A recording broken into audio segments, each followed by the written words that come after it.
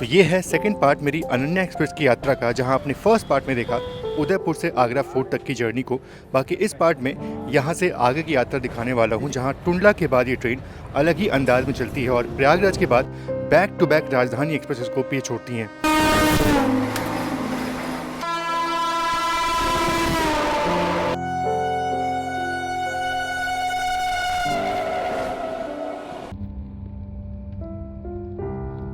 ये जो लंच है ना, ये भैया लोग ही लाए थे आगरा फोर्ट से, और देखते हैं क्या जो है वो मंगाएगा। ठीक है, चोखा चोखो, ये रेस्टोरेंट का नाम है ना? अच्छा अच्छा भाई, थैंक यू सो मच है। इतना बड़ा थाली जो है वो उन्होंने पूरा ऑर्डर किया हमारे लिए, और इतने सारे व्यंजन हैं कि इनका नाम भी ठीक से पता नहीं मुझे। ये तो पराठे टाइप कुछ लग रहे हैं, तो कुछ और बोलते हैं इनको। ये सब मीठे वाला सेक्शन है। ये नॉर्मल छोले की सब्ज़ी लग रही है ना, छोला है। ये मिक्स वेज है आलू की, और वो पनीर हो गया आई गेस, ये कड़ी है वो। चलो ये राइस और ये रायता हो गया अपना। टुंडला का अराइवल के बाद ना, मतलब जब हम मेन लाइन पे आएंगे ना, उसके बाद थोड़ा सा मज़ा आएगा। थोड़ा सनसेट जो है वो होगी, तो आपको सनसेट जो वो दिखाऊंगा, और कई सारे स्टेशन स्किप होंगे। बाकी वंदे भारत हमारी ट्रेन को ओवरटेक करने वाली है, हम गोमती को ओवरटेक करने वाले हैं, त्रिवेणी को ओवरटेक करने वाले हैं। बहुत सारे एक्शन जो हैं वो अब यहाँ से आपको देखने को मिलने वाला है। बाकी यहाँ आगरा फूट के निकलने के बाद ना थोड़ा सा कंजेशन जो है वो बढ़ गया कोच में।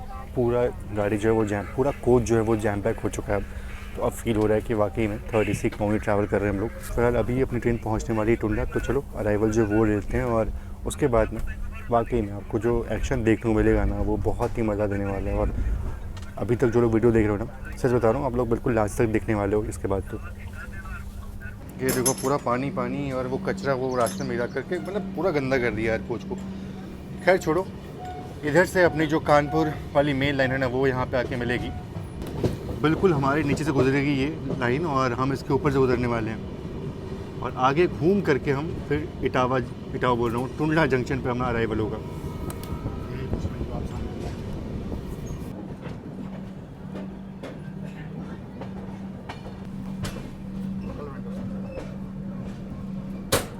तो शाम के 4:30 का वक्त हो रहा है, और पहुंच चुके हैं टुंडला जंक्शन। वैसे यहाँ पहुंचने का जो सही समय था वो था शाम के 4:40, तो यानी कि बिफ़ोर टाइम पहुँचे हम, 10 मिनट बिफ़ोर टाइम पहुँचे हैं। ये अच्छी बात है। बाकी एक चीज़ ये है कि गोमती एक्सप्रेस को हम ओवरटेक करने वाले थे यहाँ पे थोड़ा और आगे करने वाले थे, लेकिन प्रॉब्लम ये है कि गोमती एक्सप्रेस खुद 1 घंटे लेट चल रही है।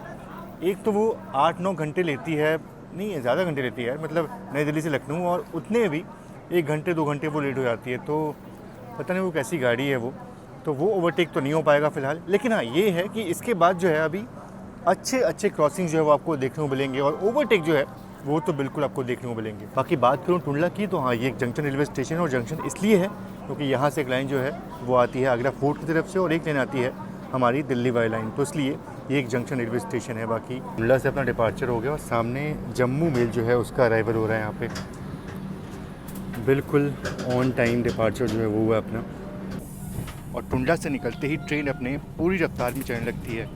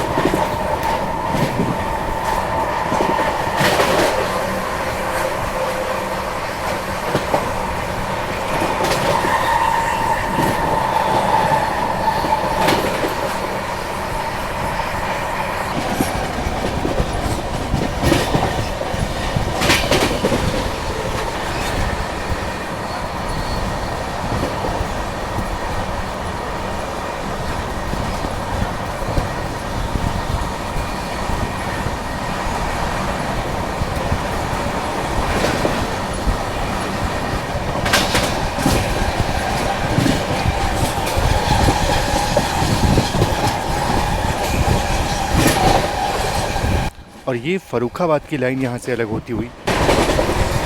तो शाम के 5:35 का वक्त हो रहा है, और वैसे सनसेट में अभी टाइम तो बचा हुआ है, लेकिन एक चीज़ के लिए बिल्कुल टाइम नहीं बचा है, और वो है एक्शन का। मतलब नई दिल्ली बनारस रिवर्स वंदे भारत जो है वो आ रही है, और उसके पीछे है आनंद विहार मऊ एक्सप्रेस। तो दोनों ही ट्रेनें हमें ओवरटेक कर सकती हैं। वंदे भारत तो फॉर श्योर करने वाली है, और मे बी आनंद विहार मऊ जो है वो भी हमें ओवरटेक कर ले, ये देखने वाली बात होगी। फिलहाल 1:30 में हमारी ट्रेन चल रही थी, लेकिन अब जाके थोड़ी स्पीड जो है वो अपनी थमी है।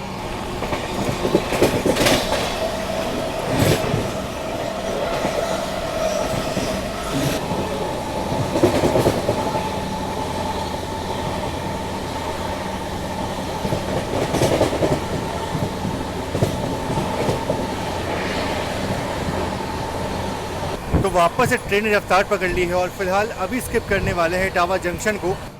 और ये मेरे ख्याल से मैनपुरी की लाइन है जो इटावा से अलग होती है।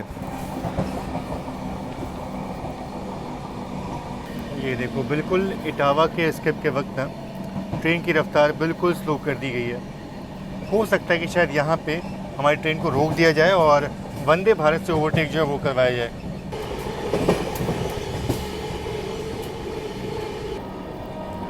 गाड़ी आ रही कोई?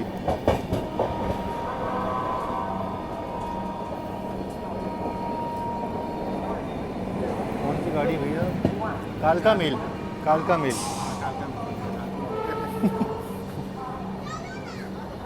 नेताजी सुभाष चंद्र मेल। और क्या लगता है, इटावा में अपना हॉल्ट होगा या फिर हम ऐसे निकल जाएंगे?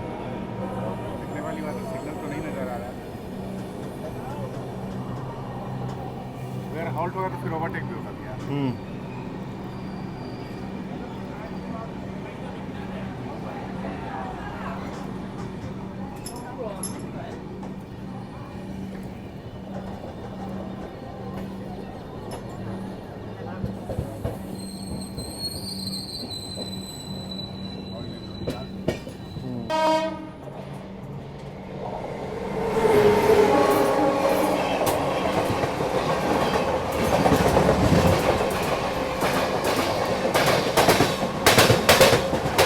और ये थी सियालदह अजमेर एक्सप्रेस, काफ़ी बढ़िया ट्रेन है ये भी।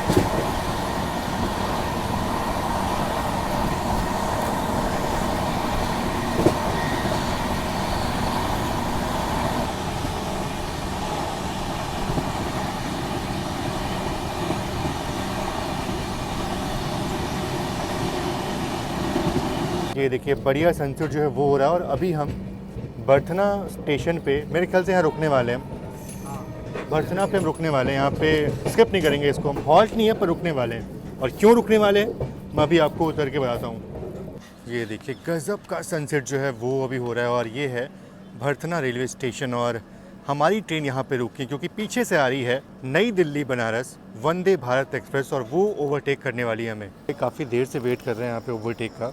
और लाइट जो है वो तो दिख रही है वंदे भारत की, पर प्रॉब्लम ये है ना कि इस तरफ सिग्नल जो है वो देखो रेड दिख रहा है और वो ट्रेन भी वहाँ पे रुकी हुई है। सनसेट जो है वो ऑलमोस्ट हो चुका है, तो सोचा कि बढ़िया सनसेट में अगर ओवरटेक देखने को मिल जाता तो बहुत अच्छा होता, पर देखते हैं कब तक जो है ओवरटेक होता है। काफ़ी देर से यहाँ पे हम लोग खड़े हैं अब तो। शाम के वक्त में ना स्टेशन का माहौल बहुत ही बढ़िया होता है और ख़ास तौर पे जब ऐसा रेलवे स्टेशन हो बिल्कुल खुला खुला और बीच में पेड़ वेड़ जो है वो लगे हों और लोग जो हैं वो टहल रहे हैं, बैठे हैं, बातचीत कर रहे हैं, पूरा माहौल जो है ना बहुत ही बढ़िया लगता है। और मन करता है कि बिल्कुल ऐसे स्टेशन में बैठ करके ना बस ट्रेनों को आते जाते जो है वो देखा जाए, ऐसा फील होता है। देखिए, सिग्नल जो है अब जाकर के ग्रीन हुआ है और अब शायद से ओवरटेक जो है वो होगा, पर कितनी रफ्तार में होगा वो देखने वाली बात होगी। चलो, आ चुकी है।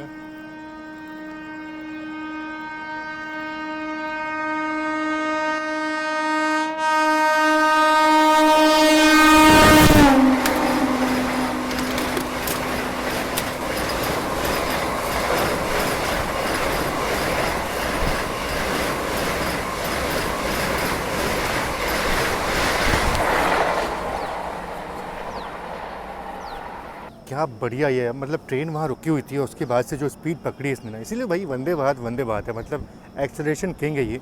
चलिए, ऐसा लगा कि शायद एक और ट्रेन ओवरटेक करेगी पर ऐसा हुआ नहीं, हमें डिपार्चर का संकेत जो है वो मिल चुका है।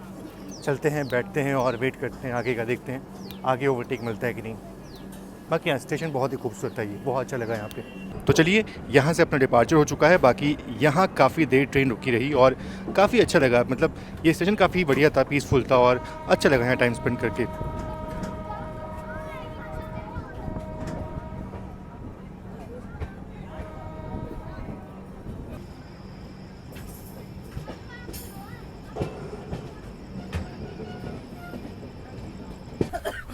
ये देखो अपने कोच का हाल कुछ ऐसा है, सब एकदम अच्छे से भरा हुआ। और ये रही अपनी सीट जहाँ हम बैठे हुए थे, वापस फिर से आके बैठ चुके हैं। नॉर्मली क्या होता है ना कि 2 AC, नॉर्मली 2 AC में क्या होता है कि आपको आराम से बैठने की जगह वो मिल जाती है। 3rd AC में थोड़ी दिक्कत होती है, लेकिन 3rd से इकनॉमी में बहुत दिक्कत हो जाती है।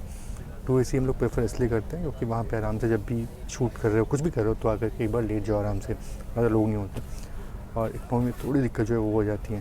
बाकी चलो, सनसेट ऑलमोस्ट हो चुका है, अंधेरा हो चुका है और अब सीधे अराइवल जो है वो लेंगे कानपुर सेंट्रल का। उस बीच अगर कोई ओवरटेक होता है तो वो ज़रूर से मैं आपको दिखाऊंगा, लेकिन अब जो है बाहर कुछ दिखाने का मतलब नहीं है। कुछ मेजर स्किप होगा, ओवरटेक होगा तो दिखाऊंगा, अदरवाइज़ सीधा आपसे कानपुर में मिलूँगा।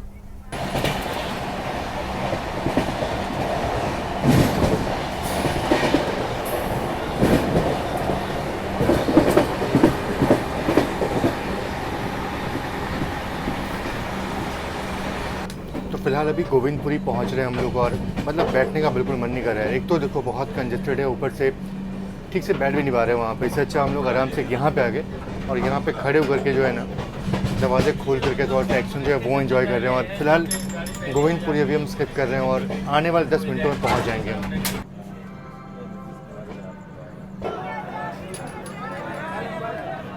अरे ये तो अपनी बाड़मेर गुवाहाटी है। हाँ उतर जाएंगे भैया, रुकेंगे तो उतर जाएंगे ना हम लोग, सब उतर जाएंगे। रुक जाएंगे, उतर जाएंगे। तो भैया वक्त हो चुका है 7:50 और फाइनली पहुंच चुके हैं कानपुर सेंट्रल रेलवे स्टेशन। और हमारी ट्रेन यहाँ पे करीब 20 मिनट लेट पहुंची है। लेकिन ये जो आप ट्रेन देख रहे हो ना, आपको याद होगा कि इसको हमने सुबह ओवरटेक किया था अजमेर के पहले, अजमेर के बाद ओवरटेक किया था इसको। और ये ट्रेन जयपुर में हमारे साथ आई और उसके बाद से ये दूसरा रूट से होते हुए पहुंची आगरा फोर्ट। हमसे 2 घंटे पहले आगरा फोर्ट पहुंच गई थी और अभी देखो तो बिल्कुल हमारे साथ ये कानपुर सेंट्रल में खड़ी हुई है।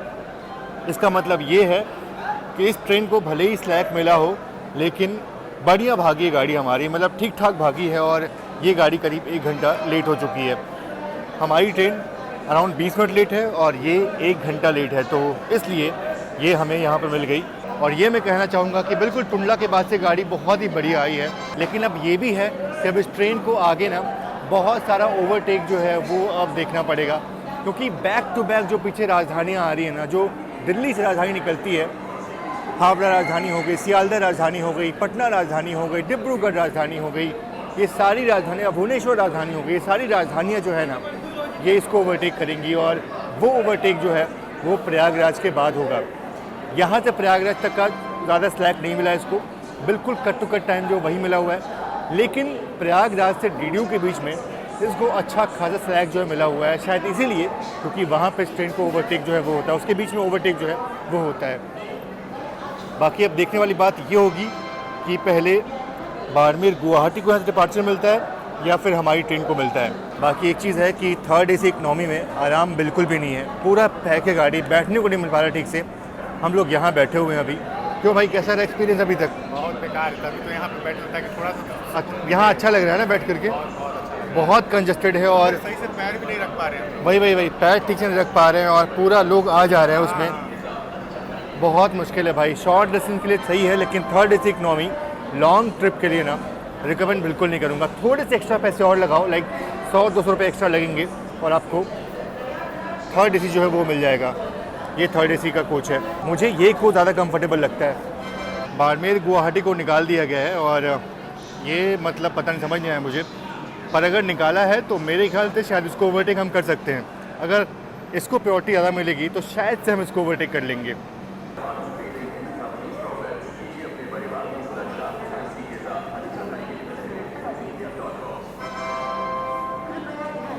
चलिए, अपने डिपार्चर का संकेत हो चुका है।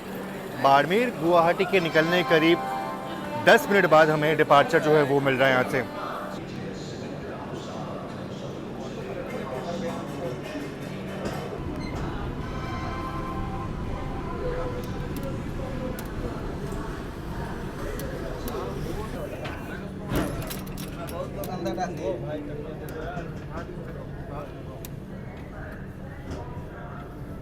अच्छा ये देखो, ये हमने डिनर हमने कहीं से मंगाया नहीं, ट्रेन का ही डिनर जो है वो रिव्यू करने वाले थे, क्योंकि हाँ लंच अच्छा मिल गया था हमको, इसलिए सोचा कि चलो डिनर जो है वो उसी ट्रेन का कर लेते हैं। और देखो क्या मिला है इसमें, आराम से खोल के दिखाता हूँ। ये चपाती है और बाकी देखिए मिलता क्या है डिनर में, जीरा राइस मिल गया, पनीर हो गया, ये ड्राई वेज की सब्ज़ी होगी आलू की, सिर्फ आलू और कुछ नहीं इसमें, और दाल जो है वो हो गया, और ये अपना रसगुल्ला हो गया, और ये चपाती। चलो अब ज़्यादा वेट नहीं करते हैं, इसको टेस्ट कर लेते हैं। टेस्ट क्या मतलब, देखो बस चख के देखते कैसा है ये। ड्राई वेज खाऊंगा पहले, तो सबसे बढ़िया वही लगता है मुझे, ड्राई वेज और दाल। बढ़िया है, बढ़िया ना। काफ़ी बढ़िया है, ट्राई करो। साधारण भोजन है पर बढ़िया है। पनीर बढ़िया है, ठीक ठाक है, अच्छा है। अच्छा ना पनीर। बाकी अगर ओवरऑल खाने की बात करूँ ना इस ट्रेन की, तो बिल्कुल आप रिलाई कर सकते हो, कोई दिक्कत की बात नहीं है। खाना बढ़िया मिल जाता है, टेस्टी मिल जाता है, तो कोई दिक्कत की बात नहीं है। और हमें जो खाना है वो अच्छा लगा, हमने इसका लंच लिया था और डिनर जो वो भी लिया था। तो ओवरऑल अनन्या एक्सप्रेस का खाना जो है वो रिकमेंडेड है, आप ट्राई कर सकते हो, खा सकते हो। अगर आपको ई केटरिंग नहीं मिल पाती है या फिर नहीं ऑर्डर कर पाते हो, तो आप आराम से रिलाई कर सकते हो इसमें। बाकी चलो इसको हम लोग खाते हैं, फिनिश करते हैं, और उसके बाद ना अब ज़्यादा कुछ दिखाने को है नहीं। कुछ छोटे छोटे स्टेशन जो है वो स्किप होंगे, वो आपको दिखाएंगे, जैसे कि फतेहपुर का स्किप जो है वो होता है, वो दिखा सकता हूँ आपको। और उसके बाद सीधा फिर प्रयागराज का राइवल जो है वो दिखाऊंगा। बाड़मेर गुवाहाटी का ओवरटेक जो है वो शायद से नहीं होगा, लेकिन हाँ प्रयागराज के बाद आपको बहुत बढ़िया एक्शन जो है वो देखने को मिलेगा, तो उसका वेट करना। अब जा करके मतलब जब कानपुर से प्रयागराज की तरफ बढ़ रहे हैं ना, तब जाके हम अपनी सीट जो है ये खोले हैं, मिडिल सीट। पूरा होने में सिर्फ 4 घंटा रह गया। ऑलमोस्ट हाँ भाई, कितना कंजेस्टेड है नीचे, वो बिल्कुल स्पेस नहीं बची है, खड़ा नहीं होता। कोई स्पेस नहीं बची है। वो बैग सामने रख दो तो बिल्कुल भाई बहुत मुश्किल है। और अगर 3AC इकनॉमी सफ़र कर रहे हो नॉट तो रिकमेंडेड। हाँ दूरी के लिए तो नॉट बिल्कुल बिल्कुल, हाँ 2-3-4 घंटे 5 घंटे चलता है ना, भाई बहुत ज़्यादा कंजेस्टेड है यार, बहुत कंजेस्टेड है। थोड़ा देर तक रेस्ट करेंगे, मतलब देखो अब इस कानपुर प्रयागराज सेक्शन बना था, कुछ दिखाऊंगा नहीं आपको। जो एक्शन होगा अब सीधे प्रयागराज के बाद होगा, तो वहाँ पे उठ करके थोड़ा सा पीठ थोड़ा सा आराम से, क्योंकि सुबह से 6:30 बजे उठ करके हम लोग शूट जो है वो कर रहे हैं। तो अब थोड़ा सा करेंगे रेस्ट, ऐसे ही बस लेटेंगे और सीधा आपसे मिलते हैं प्रयागराज अराइवल पे। तो रात के 10:24 का वक्त हो रहा है, और जस्ट अभी हमने प्रयागराज सूबेदारगंज को भी क्रॉस किया और जस्ट पहुंचने वाले हैं प्रयागराज रेलवे स्टेशन। बाकी यहाँ कुछ लोग यहाँ पे ट्रेन को डिवोर्ट कर दिए, शायद यहाँ ट्रेन रुकी इसलिए यहाँ पे उतर गए, और हम भी मेरे ख्याल से अगले 10-15 मिनटों में प्रयागराज स्टेशन पहुँच जाएंगे। और बात करें अगर राजधानी एक्सप्रेस की, तो वो सभी राजधानियाँ जो है वो ऑलमोस्ट 10 या 15 मिनट की देरी चल रही हैं, और देखते हैं कि वो प्रयागराज कब तक पहुँचती हैं। फ़िलहाल तो वो सभी राजधानियाँ कई कानपुर सेंट्रल के आसपास में हैं।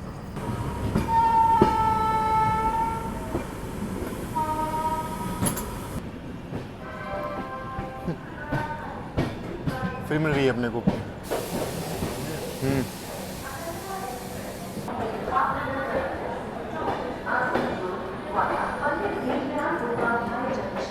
कृपया ध्यान दीजिए, गाड़ी संख्या 1, 2, 3, 1, 6 अनन्या एक्सप्रेस भावनगर टर्मिनस से चलकर पंडित दीनदयाल उपाध्याय जंक्शन पटना मधुपुर जंक्शन के रास्ते आसनसोल को जाने वाली प्लेटफॉर्म क्रमांक 5 पर आ चुकी है।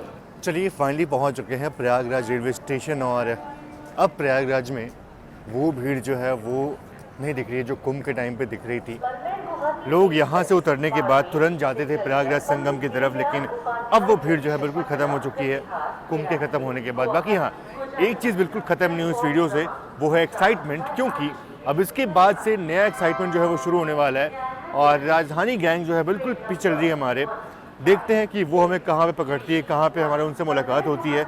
मोस्टली चुनार विंध्याचल के पास जो है वो ट्रेनें हमको ओवरटेक करेंगी। चीज़ ये भी है कि टनकपुर सिंगरौली जो त्रिवेणी एक्सप्रेस है ना, हम उसको ओवरटेक करने वाले थे, लेकिन वो ट्रेन भी करीब 40 मिनट लेट चल रही है। मतलब वो ट्रेन अभी प्रयागराज पहुँचेगी तो ऑब्वियस बात है पहले हमको डिपार्चर मिलेगा, फिर वो बाद में आएगी, तो उसका ओवरटेक तो अब नहीं हो पाएगा।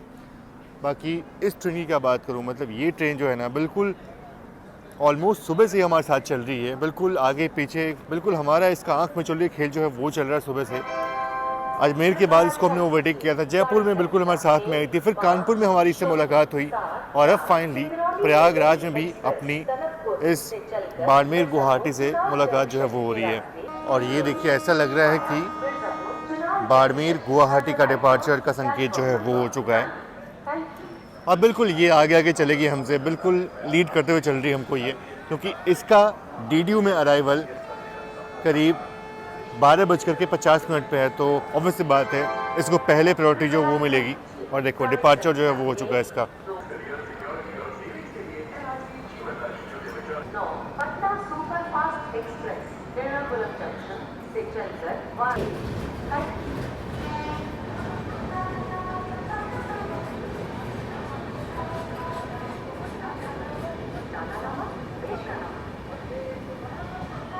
बाड़मेर गुवाहाटी के डिपार्चर के 5 मिनट बाद अपने डिपार्चर का संकेत जो है वो भी हो चुका है। गाड़ी को 20:30 में एग्जिट हो गई है टाइम करेक्ट। अच्छा, चेन पुलिंग जो है वो हो चुकी है इस गाड़ी में, और इसीलिए डिपार्चर के संकेत के बाद फिर भी गाड़ी जो है वो निकल नहीं पाई है। भैया चेन पुलिंग क्यों करना होता है।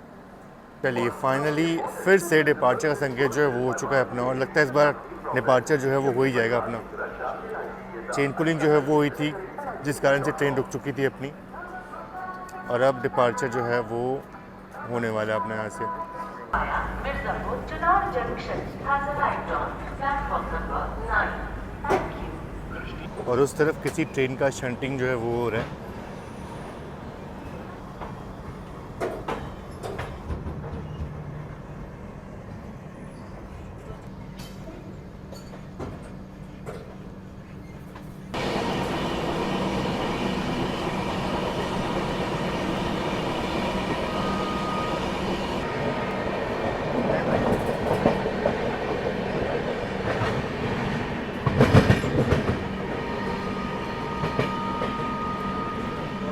और ये नैनी जंक्शन का स्किप हो रहा है, बहुत ही स्लो स्पीड में हो रहा है ये स्किप।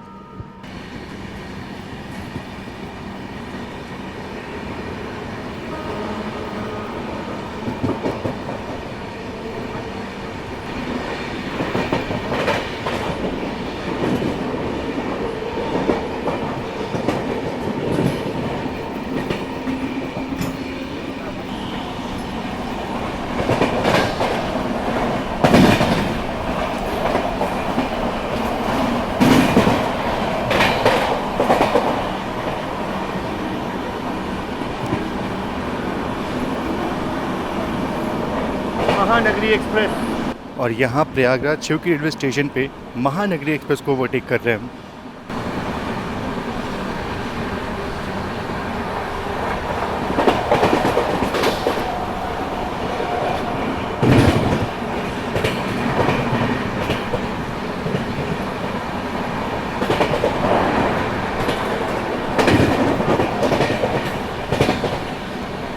तो चलिए ये था नैनी प्रयागराज शिवकी और साथ ही साथ महानगरी एक्सप्रेस के ओवरटेक का पूरा दृश्य आपने देखा। अब चलते हैं, थोड़ा करते हैं रेस्ट, अब ज़्यादा कुछ दिखाने को है नहीं फिलहाल। अब सीधा आपसे मिलेंगे जब हमारी ट्रेन या तो विंध्याचल या फिर चुनार में कहीं लूप होगी और राजधानी गैंग ओवरटेक करने वाले होगी। फिलहाल चलते हैं अपनी सीट पर, करते हैं रेस्ट। रात के वक्त में सभी लोग सो चुके हैं ऑलमोस्ट, और बस थोड़ा आराम से लेट जाते हैं, बस इतना ही कर सकते हैं, सो तो नहीं पाएंगे। अब सीधा मिलते हैं आपसे जहाँ पे हमारी ट्रेन लूप होगी।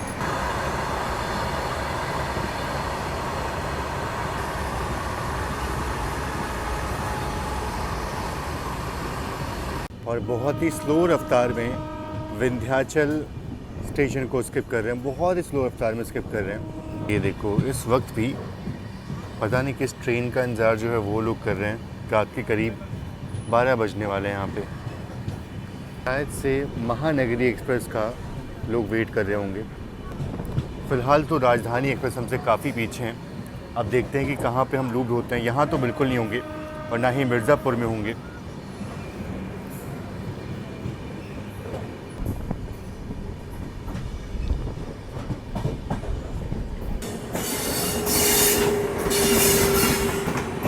त्रिवेणी एक्सप्रेस,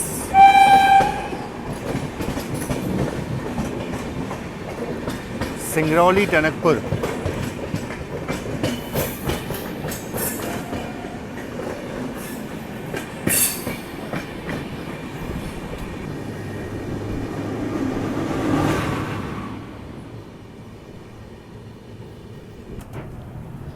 ये देखिए, चलो मिर्ज़ापुर में ट्रेन को जो है वो लूप कर दिया गया है और बस यहाँ से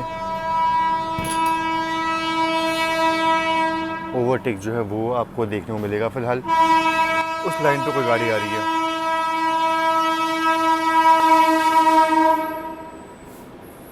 एक तो आजकल सारी ट्रेनें लगभग देखा जाए ना तो ये WG9 के साथ चल रही हैं, समझ नहीं आता कौन सी गाड़ी है ये। मे भी कोई गरीब स्पेशल वो गाड़ी है। बाकी यहाँ पे अराइवल हो रहा है संघमित्रा एक्सप्रेस का, जो कि चलती है दानापुर से SMVT बैंगलोर की तरफ। तो ये यहाँ पे इसका अराइवल हुआ और यहाँ पे इसका हॉल्ट है, तो ट्रेन यहाँ पे रुकने वाली है। सबसे पहले जो रांची राजधानी है वो हमको ओवरटेक करने वाली है, सबसे पहले वही आ रही है। उसके बाद डिब्रूगढ़ राजधानी जो है वो आएगी। और इस तरफ देखो तो बिल्कुल ग्रीन सिग्नल जो है वो आपको दिख रहा होगा। तो रात के करीब 12:20 पे हमारी ट्रेन यहाँ पे खड़ी है और अब देखना है कि कितने देर तक यहाँ पे ट्रेन खड़ी है, क्योंकि बैक टू बैक 5 राजधानियाँ ओवरटेक करेंगी यहाँ पे। वैसे राजधानी निकल तो रही है पर पता नहीं किस ट्रैक से जाएगी वो। मोस्टली यहाँ से ही ओवरटेक होना चाहिए वैसे तो।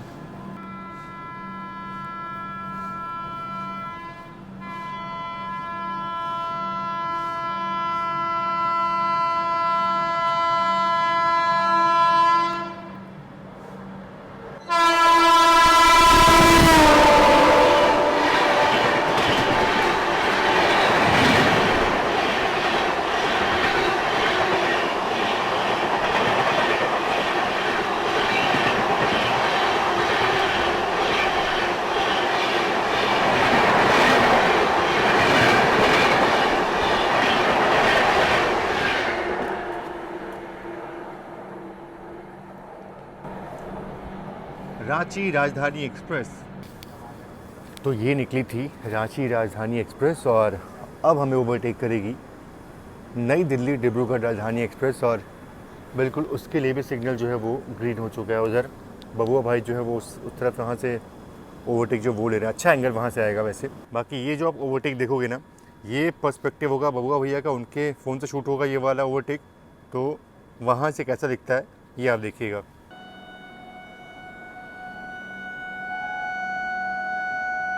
डिब्रूगढ़ राजधानी।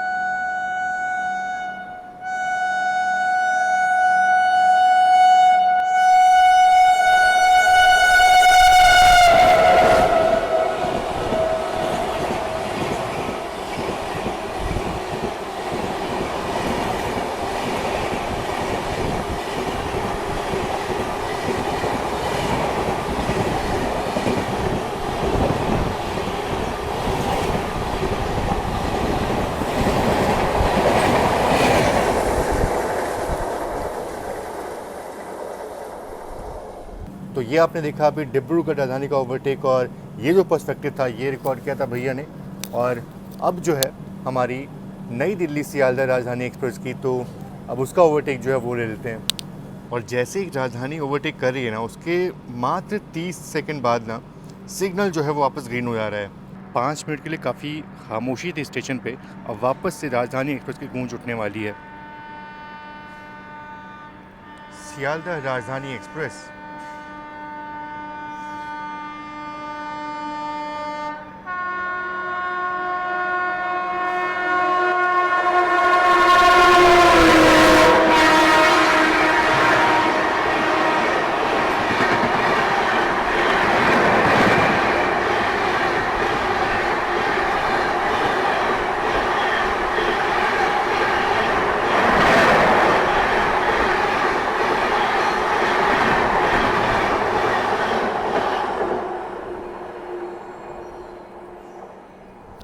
सिर्फ 3 राजधानी यहाँ पे ओवरटेक कर पाई और अपना डिपार्चर जो है वो हो चुका है। फ़िलहाल ये देखो, हमें प्रोसीड का सिग्नल जो है वो मिल चुका है और पीछे हावड़ा राजधानी ओवरटेक जो है वो मेरे ख्याल से नेक्स्ट स्टेशन या उसके नेक्स्ट स्टेशन पे करने वाली है।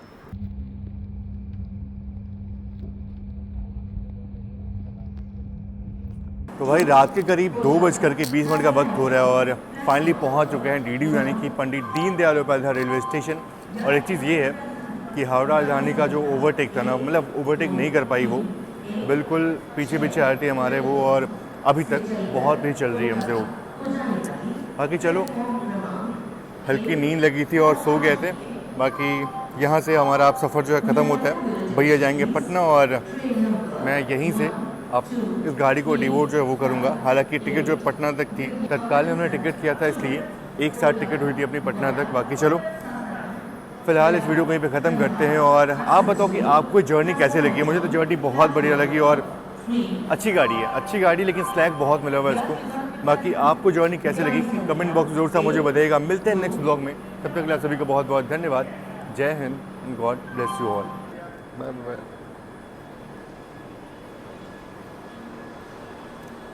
गाड़ी संख्या 1 2 3 0 2 new Delhi Howrah Rajdhani express, new Delhi Howrah Rajdhani express from New Delhi to Howrah via Gaya Dhanbad Asansol is arriving on platform number 2। यात्रीगण गाड़ी संख्या 1 2 3। यात्रीगण कृपया ध्यान दें, गाड़ी संख्या 2269 डाउन एर्नाकुलम से चलकर पटना को जाने वाली सुपरफास्ट एक्सप्रेस कुछ ही समय में प्लेटफॉर्म संख्या 3 पे आ रही है। बाकी मैं यहाँ वेट कर रहा था हावड़ा राजधानी एक्सप्रेस का, जो मैं ओवरटेक नहीं कर पाई थी, और फाइनली हावड़ा राजधानी एक्सप्रेस का यहाँ पे अराइवल हो रहा है।